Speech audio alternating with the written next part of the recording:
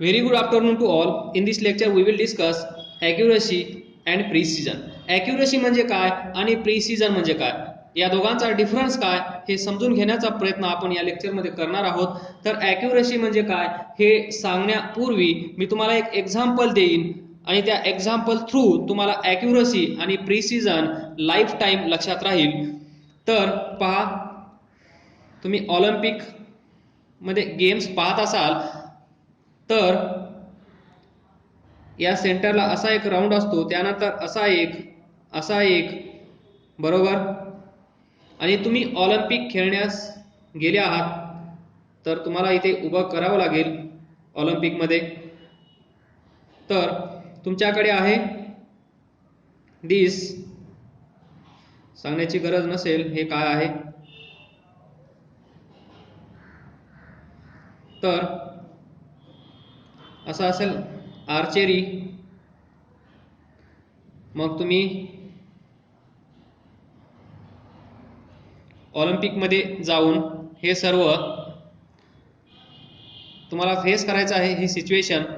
तर इथे पहा, ॲक्युरसी आणि प्रिसिजन या दोघांचा मीनिंग लगभग सेम आहे, पण इथे ऑलिम्पिक मध्ये या दोघांचा मीनिंग सेम नाहीये.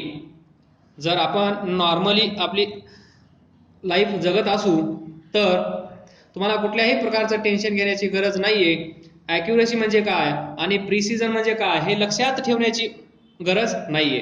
पण जर कोणी ऑलिम्पिक मध्ये जाऊ इच्छित असेल तर त्यांच्यासाठी ॲक्युरसी आणि प्रिसिजन खूप खूप महत्वाचा असेल. या दोघांमध्ये डिफरन्स काय असेल, पहिलं एक्झाम्पल आपण डिस्कस करूया आणि या एक्झाम्पल थ्रू आपण ॲक्युरसी आणि प्रिसिजन समजून घेण्याचा प्रयत्न करूया.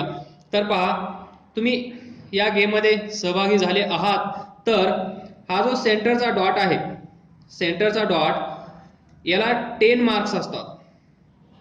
जर तुमचा नेम बरोबर इथेच लागला तर तुम्हाला 10 आउट ऑफ 10 मार्क्स भेटतात. त्यानंतर हा सेकंड, याच्यामध्ये तुमचा नेम लागला तर तुम्हाला 9 आउट ऑफ 10 मार्क्स भेटतात असं कन्सिडर करा. त्यानंतर हा थर्ड 8/10, फोर्थ 7/10, त्यानंतर 6/10 आणि याच्या बाहेर लागला तर तुम्ही ऑलिम्पिकच्या बाहेर जाणार. तर या आहेत वेगवेगळ्या, याच्यामध्ये 10, याच्यामध्ये 9, याच्यामध्ये 8, याच्यामध्ये 7, याच्यामध्ये 6. तर गेम तुम्हाला कळला असेल. तर पहा, ज्या वेळेस तुम्हाला 10 आउट ऑफ 10 भेटतात, ज्या वेळेस तुम्हाला 10 आउट ऑफ 10 भेटतात त्याला आपण म्हणतो ॲक्युरेट. बरोबर, जबरदस्त हेलिकॉप्टर शॉट जर असेल तर त्याला आपण काय म्हणतो, ॲक्युरेट. त्यानंतर एवढं रिझन सोडून हा किंवा हा किंवा हा किंवा हा हा ॲक्युरेट नाहीये. मार्क्स आपल्याला भेटत आहेत पण हे ॲक्युरसी मध्ये येत नाही. तर ॲक्युरसी मध्ये काय येतं, जिथे नेम धरला आहे तिथेच हा बाण जाऊन पोहोचला तर आपण त्याला म्हणतो ॲक्युरेट म्हणजेच ॲक्युरसी. आणि पहा, एवढं रिझन सोडून इथे या रिझन मध्ये जर आपला नेम लागला, हा बाण जाऊन पोहोचला तर त्याला आपण म्हणतो प्रिसिजन. प्रिसिजन म्हणजे जवळजवळ, तुम्ही म्हणता जवळजवळ मी बरोबर आहे. ज्यावेळेस तुम्ही असं म्हणत असता जवळजवळ मी बरोबर आहे त्यावेळेस तुम्ही याच्याबद्दल बोलत असता. आणि ज्यावेळेस तुम्ही म्हणता मी 100% असंच सोडवलं आहे त्यावेळेस तुम्ही ॲक्युरसी बद्दल बोलत असता. तर माझ्या मते ॲक्युरसी आणि प्रिसिजन या दोघांमधला डिफरन्स तुम्हाला अगदी सुंदर आणि छानसा तुमच्या लक्षात आला असेल. तर पहा, सेकंड एक्झाम्पल घेऊया. म्हणजेच असं लक्षात ठेवा, जर तुम्ही ऑलिम्पिक मध्ये विनर असाल तर तुम्ही या कॅटेगरीमध्ये येत असाल. जर तुम्ही लुजर असाल, लुजर म्हणजे पहिल्याच फेरीत बाद, तर तुम्ही प्री सीझन मध्ये पण नसाल.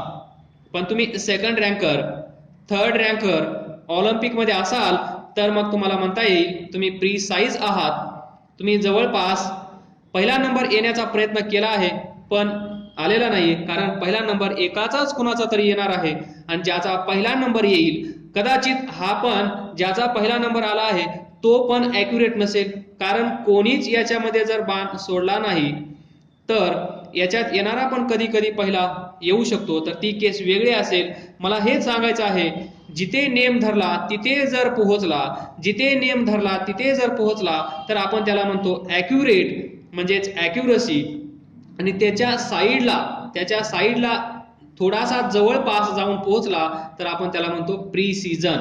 या दोन टर्म्स मला वेळोवेळी फिजिक्समध्ये जिथे गरज पडेल तिथे जर वर्ड्स आले तर पहा दोघांचा मिनिंग एकच आहे, जवळपास एक आहे, पण दोघांमध्ये डिफरन्स आहे. तर हे कळलं असेल.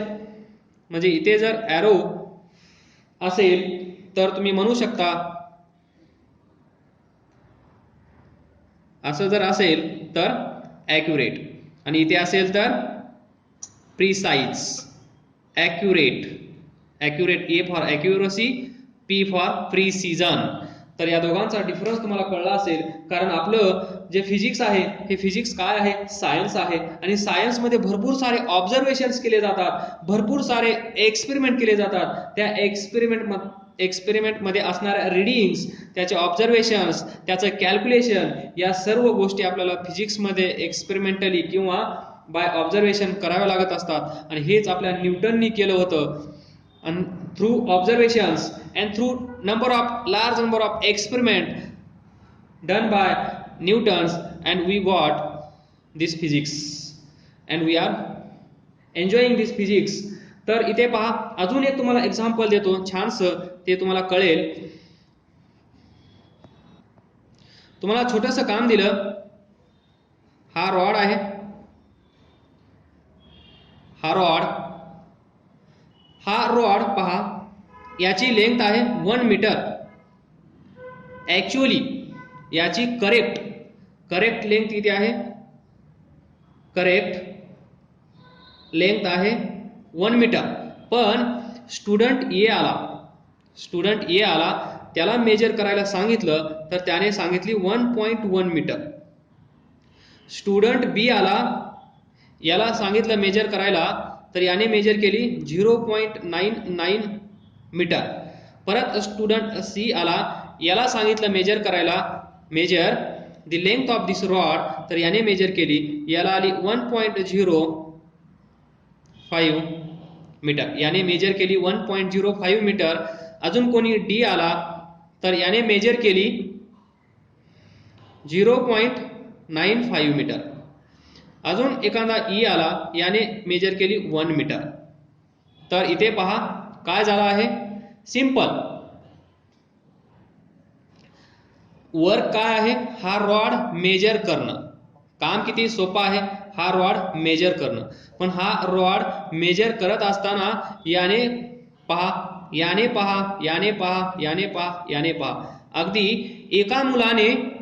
अगदी एका मुलाने या रॉडची लेंथ बरोबर मेजर केली आहे.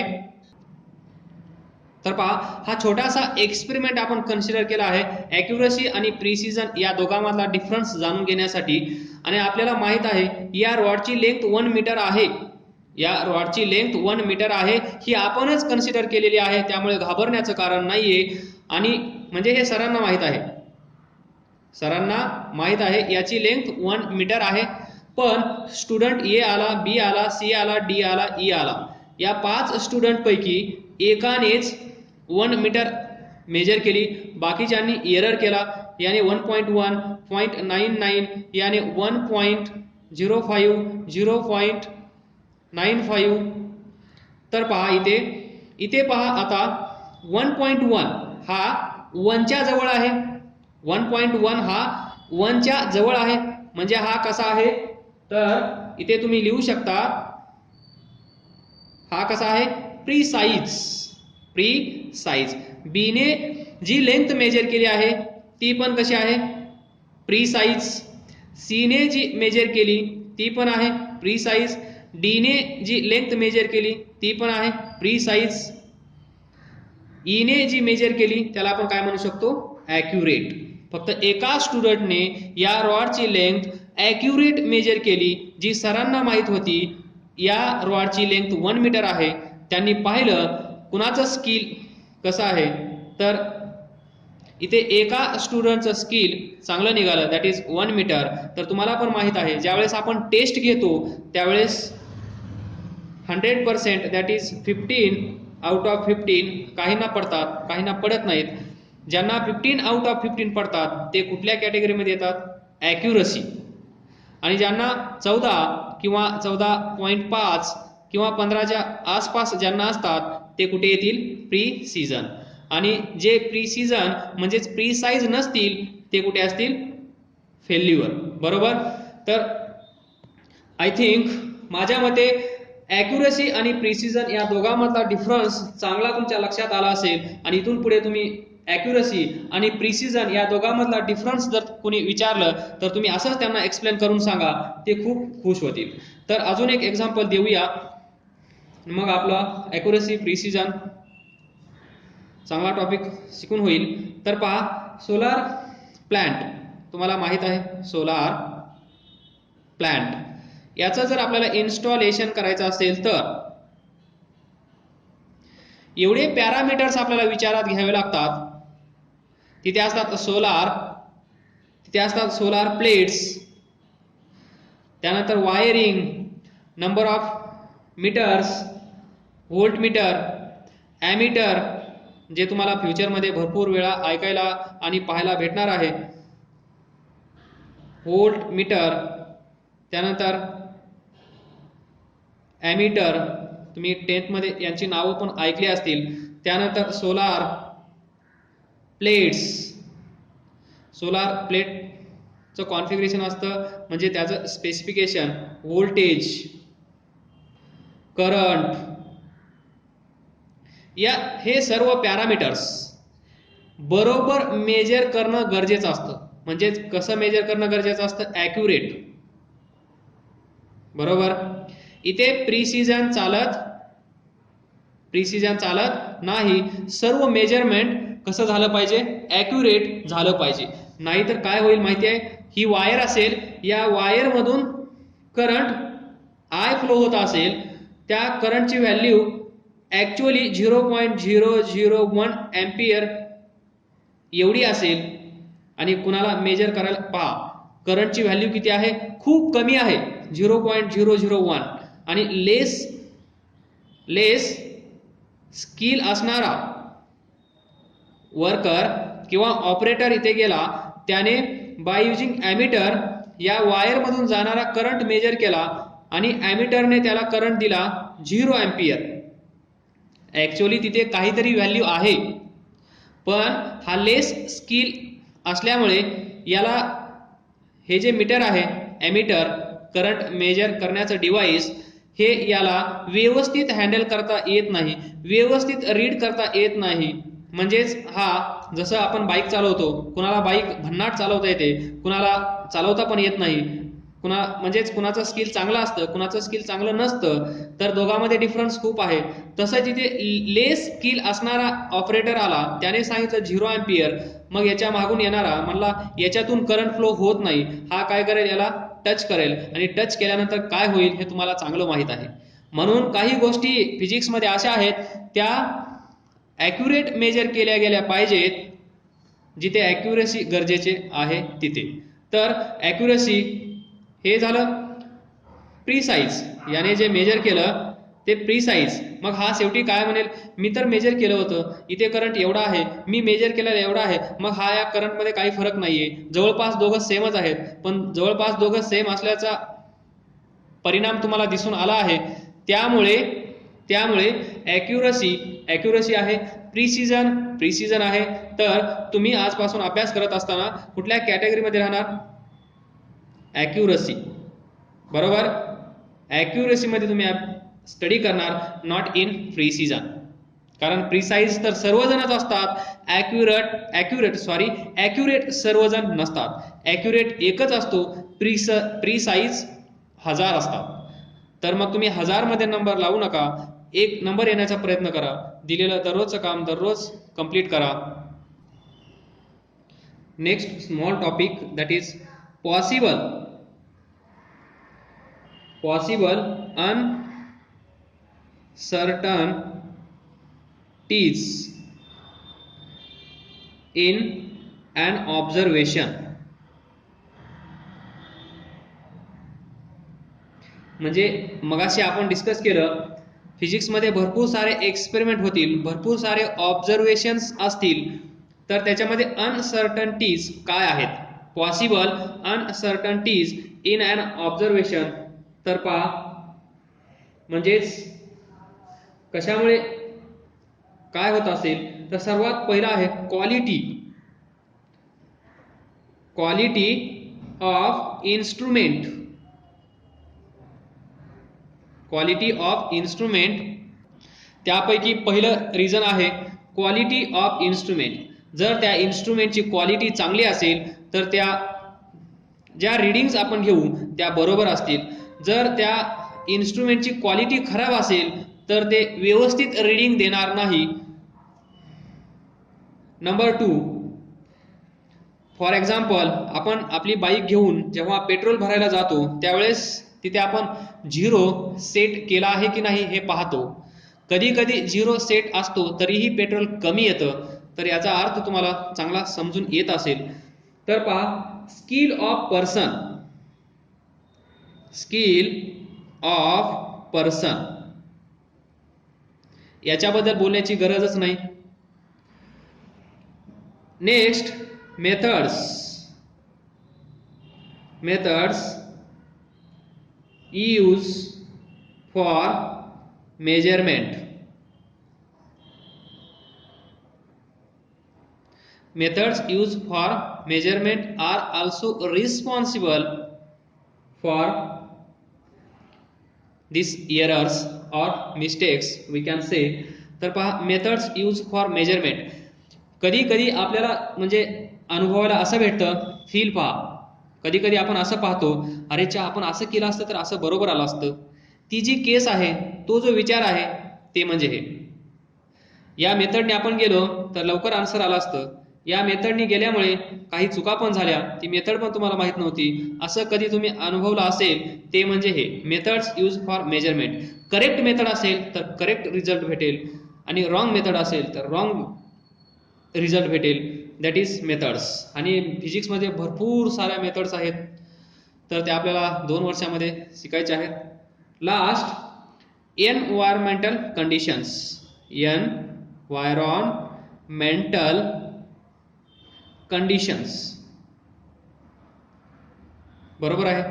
पाऊस चालू आहे, आपलं जे इन्स्ट्रुमेंट असेल ते जर पावसात भिजलं, पावसात राहिलं आणि काही दिवस आपण ते चालू नाही केलं तर आपलं जे इन्स्ट्रुमेंट असेल ते खराब होतं, सर्वांना माहीत आहे.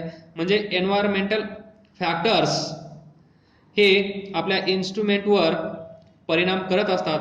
म्हणून एन्व्हायरमेंटल कंडिशन पण महत्त्वाच्या असतात. माहिती आहे तुम्हाला, उन्हाळ्यामध्ये टेम्परेचर खूप असतं. टेम्परेचर खूप असल्यामुळे ही जी रेल आहे,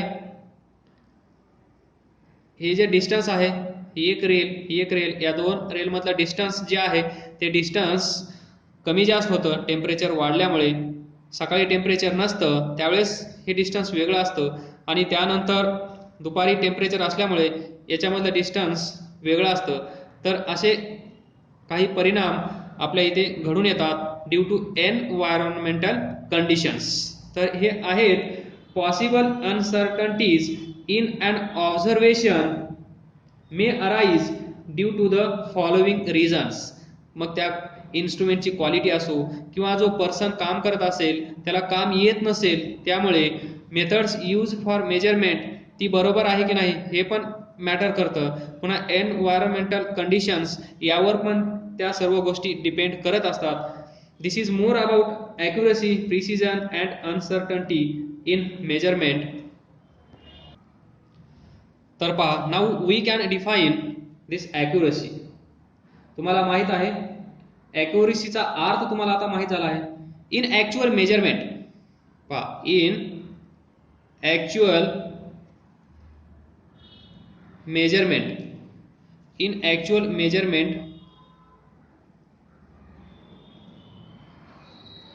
in actual measurement and observation may be both number 1 accurate and precise, or neither accurate nor precise.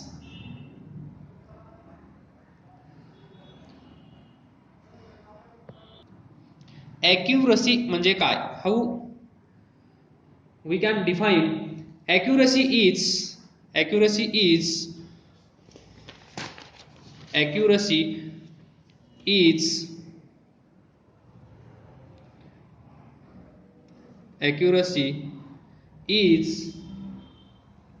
how close a measurement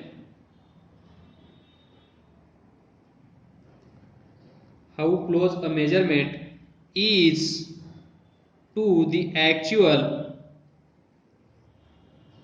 value of that quantity. आलं लक्षात? ॲक्युरसी म्हणजे काय? ॲक्युरसी काय असेल? How close we are the measurement is to be actual value of that quantity. जर या 2 रेलमधलं distance 1 metre असेल, जर आपण 1 मीटरच मेजर करत असू तर ॲक्युरेट, जर जवळपास 1च्या किती क्लोज आपण मेजर करू शकतो, म्हणजे एरर अवॉइड किती आपण करू शकतो, ते म्हणजे accuracy. How close a measurement म्हणजे आपण प्रयत्न करतो 100 आउट ऑफ 100 मार्क्स घेण्याचा. कसे 100 आउट ऑफ 100 मार्क्स मला पडतील याचाच आपण सदैव विचार करत असतो. म्हणजे how I will get 100%. That is how close a measurement is to be actual value of that quantity. मग ती क्वांटिटी कोणतीही असेल, शुगर असेल, ऑइल असेल. दुकानात गेल्यानंतर दुकानदार आपल्याला फसवत असतो. कसा फसवत असतो? आपण 1 किलो साखर मागितली, दॅट इज 1000 ग्राम, तर तो आपल्याला किती देत असतो? 980 ग्राम एवढी शुगर आपल्याला देत असतो तो. म्हणजेच किती लॉस झाला आपला? 20 ग्राम. मग हे जाणून बुजून होत असेल किंवा न कळत होत असेल. जाणून बुजून होत असेल तर ती गोष्ट वेगळी आहे, आणि न कळत होत असेल तर ते जे इलेक्ट्रॉनिक डिजिटल वेइंग मशीन आहे, वेइंग मशीन तुम्ही पाहिलं असेल, ते मशीन असं असतं बरोबर. इथे 0.00 असं काहीतरी असतं. मग इथे शुगर ठेवली जाते आणि मग आपण इथे 1 kg पाहतो आणि घेतो आणि निघून जातो. पण कदाचित ते 1 kg असू शकतं, नसू शकतं. हा पार्ट वेगळा आहे. That is more about accuracy. तर अभ्यास करत राहा, पुढे जात राहा. All the best. थँक्यू सर्वांना.